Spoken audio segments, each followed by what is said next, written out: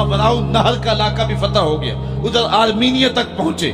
یہ تھوڑے سے عرصے کے اندر عظیمتوں کی کیسی داستان رقم کی۔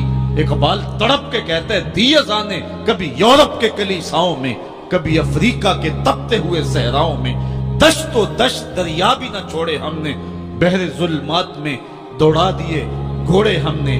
آج دیکھیں جا کر کے جبل طارق کو، جہاں وہ 500 قدوسی وہاں نکلے تھے، وقت کے حکمران نے اپنے جاسوس کو بھیجا، دیکھ کیا وہ کون لوگ ہیں، کہاں سے آئے ہیں اور کتنی تعداد ہے۔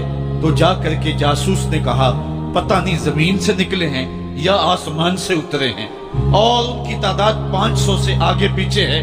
اور پھر ان 500 لوگوں نے یورپ کے دروازے میں داخل ہو کر کے حق اور باطل کے اس مارکے کے اندر وہ عظیمت کی داستانیں رقم کی کہ اقبال خراج پیش کرتے ہوئے کہتا ہے یہ غازی یہ تیرے پراسرار بندے جنہیں تو نے بخشا ہے ذوق خدائی، دو نیم ان کی ٹھوکر سے صحرا و دریا، سمٹ کر پہاڑ ان کی ہیبت سے رائی، دو عالم سے کرتی ہے بیگانہ دل کو، عجب چیز ہے لذت آشنائی، شہادت ہے مطلوب و مقصود مومن، نہ مال غنیمت نہ کشور کشائی۔